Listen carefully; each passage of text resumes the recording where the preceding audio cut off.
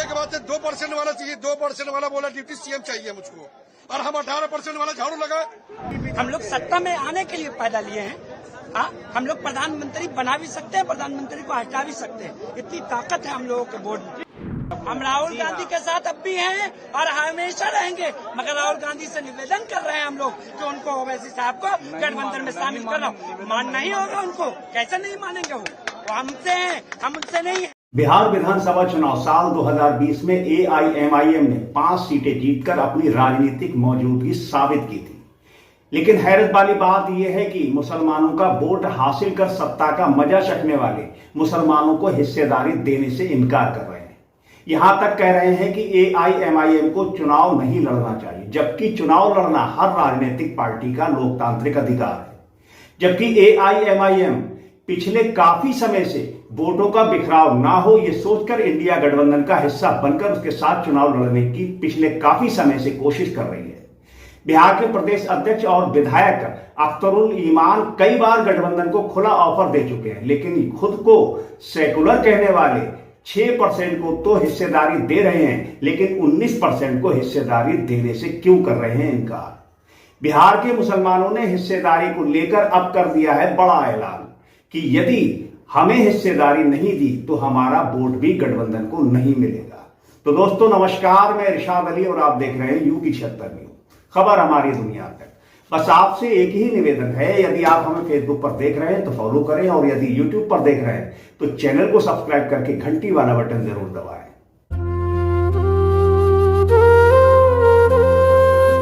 बिहार विधानसभा चुनाव 2020 में सीमांचल के 3 जिलों में 5 सीटें जीतकर अपनी राजनीति मौजूदगी साबित करने वाली एआईएमआईएम पार्टी को इंडिया गठबंधन में जगह नहीं दी जा रही, जबकि एआईएमआईएम की बिहार में 50 सीटों पर चुनाव लड़ने की पूरी तैयारी है। परंतु वोटों का बिखराव ना हो उसे रोकने के लिए एआईएमआईएम गठबंधन का हिस्सा बनना चाहती है, लेकिन मुसलमानों के दम पर सत्ता का मजा चखने वाले कांग्रेस, राजद और बीआईपी मुसलमानों के सबसे बड़े नेता असदुद्दीन ओवैसी को गठबंधन का हिस्सा नहीं बनाना चाहते। हैरत वाली बात तो यह है कि राजद सांसद मनोज झा ने साफ कह दिया कि अगर ओवैसी भाजपा को हराना चाहते हैं तो बिहार का चुनाव ना लड़ें, उनकी यही मदद होगी।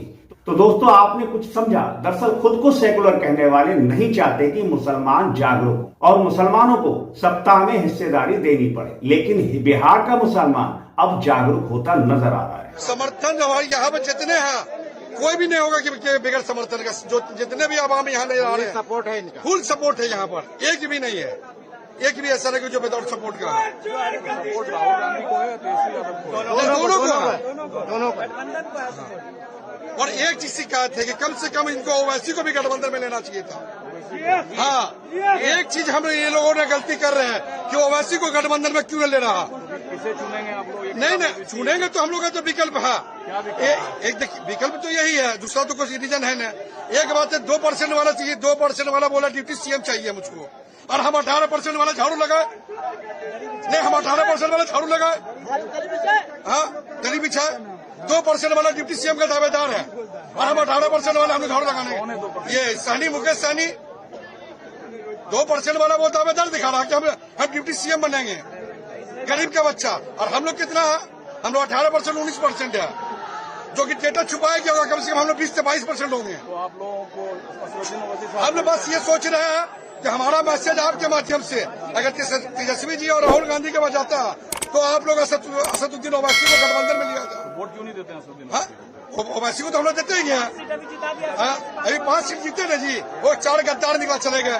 एक ही जगह कहीं वोट दीजिएगा ना, या तो गठबंधन में या ओवैसी। वैसा माहौल आएगा, देखा जाएगा। हम लोग तो है ही है। हमारी एक रिक्वेस्ट है आपके माध्यम से, आपके वजह से अगर उनको मैसेज आता तो ये रिपोर्ट दिया जाए कि ओवैसी को भी गठबंधन में लिया जाए। आपको बता दें कि साल 2020 के विधानसभा चुनाव में एआईएमआईएम ने 5 सीटें जीती थी और 4 सीटों पर तीसरे नंबर पर रही थी और 6 सीटों पर चौथे नंबर पर। और कांग्रेस, सपा, राजद विपक्ष की वो पार्टियां जो मुसलमानों का वोट तो लेती हैं पर उन्हें हिस्सेदारी देने से कतराती हैं। खुद को सेकुलर कहने वाली ये पार्टियां एआईएमआईएम को भाजपा की बी टीम कहती हैं। और हैरत वाली बात यह है कि खुद मुसलमान जो इन पार्टियों के मांग से गुलाम बन चुके हैं वो भी इन्हीं की भाषा बोलते हैं और ओवैसी को भाजपा का एजेंट और AIMIM को भाजपा की बी टीम कहते हैं।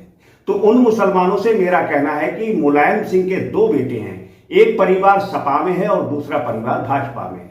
इंदिरा गांधी के 2 बेटे हैं, एक परिवार कांग्रेस में है और दूसरा परिवार भाजपा में।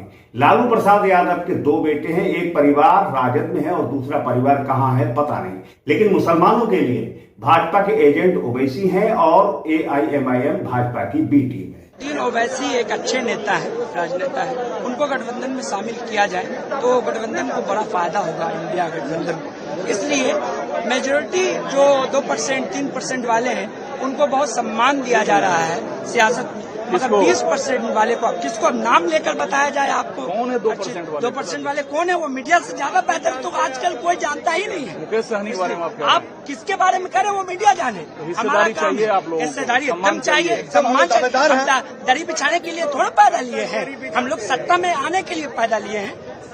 हम लोग प्रधानमंत्री बना भी सकते हैं, प्रधानमंत्री को हटा भी सकते हैं, इतनी ताकत है हम लोगों के बोर्ड में। मगर अभी बोर्ड की चोरी हो रही है। एक व्यक्ति एक ही वोट होगा ना, या तो महागठबंधन को नहीं, महागठबंधन से गुजारिश है कि ओवैसी साहब को जल्द से जल्द महागठबंधन में शामिल किया जाए। नहीं लिया तो लेना पड़ेगा उनको। मुसलमानों का वोट है, आदमी की बात नहीं मानेगा तो किन की बात मानेगा? जो वोट देता है उनकी बात मानना पड़ता है। तो अभी वोट चोरी हो रहा है, बीजेपी वोट चोरी कर रहा है। आप लोग कह रहे हो राहुल गांधी के साथ है। हम राहुल गांधी के साथ अब भी हैं और हमेशा रहेंगे, मगर राहुल गांधी से निवेदन कर रहे हैं हम लोग कि उनको ओवैसी साहब को गठबंधन में शामिल करो। मानना ही होगा उनको, कैसे नहीं मानेंगे? वो हमसे हैं, हम उनसे नहीं है। आपने एक बात कही कि प्रधानमंत्री भी बनाने की हुकूमत एकदम ताकत है। 22% है हम लोग पूरे हिंदुस्तान में। हम लोग का डेटा छुपाया गया है, हमारे डेटा को छुपाया जा रहा है, मीडिया छुपा रही है। मीडिया सिर्फ हिंदू और मुसलमानों पे ध्यान दे रही है।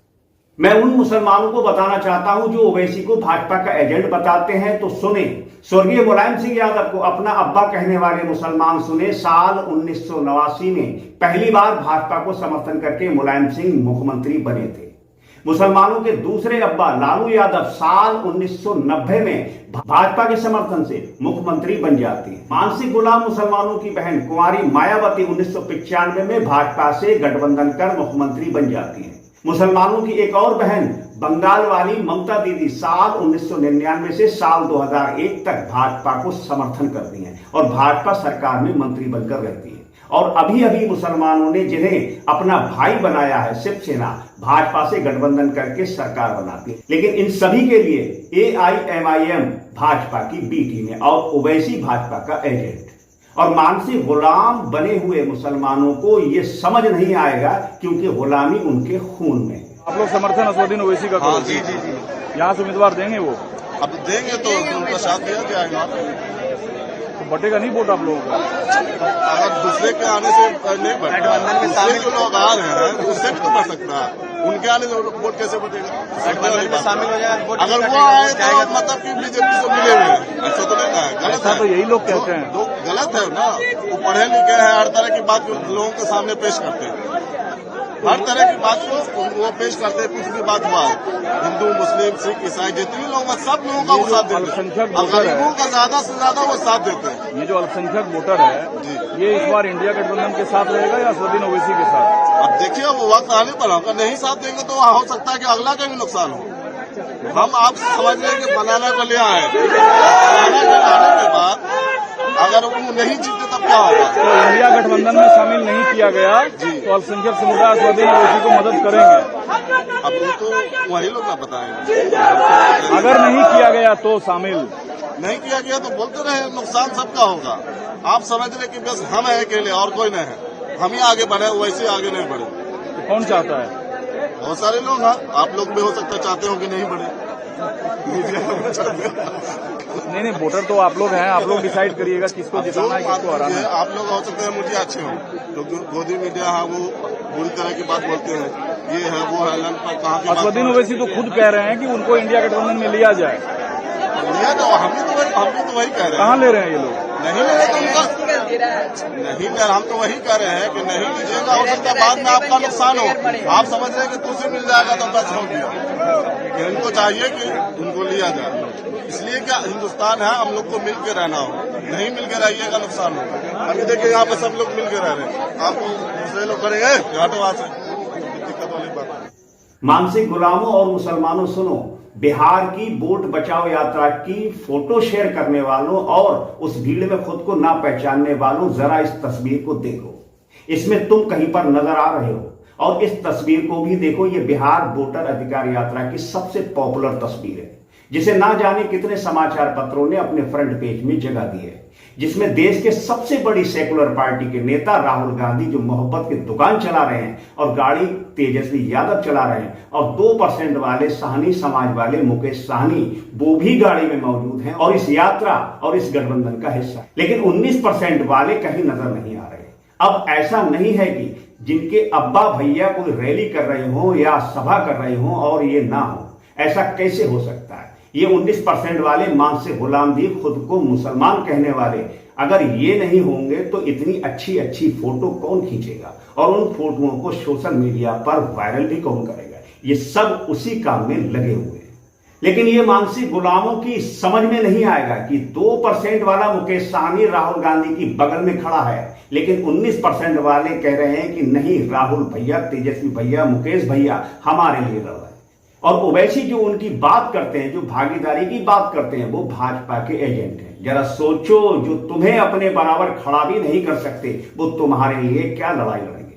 लेकिन ये इन मानसिक गुलामों की समझ में नहीं आएगा। और जो जागरूक मुसलमान हैं, उनका कहना सही है कि मुसलमान अपने इन हालातों का जिम्मेदार खुद है। खैर, समझ सको तो समझो, नहीं समझो तो भाड़ में जाओ। लेकिन जागरूक मुसलमानों का कहना है कि यदि हमारा वोट चाहिए तो हमें हिस्सेदारी देनी होगी, ओवैसी को गठबंधन का हिस्सा बनाना होगा। तो दोस्तों, इस खबर को लेकर आपकी जो भी प्रतिक्रिया है वो कमेंट बॉक्स में हमें कमेंट करके जरूर बताएं और देखते रहें यूपी 76, क्योंकि खबर हमारी दुनिया तक। और हम जल्द लौटेंगे किसी दूसरी खबर में। तब तक के लिए जय हिंद।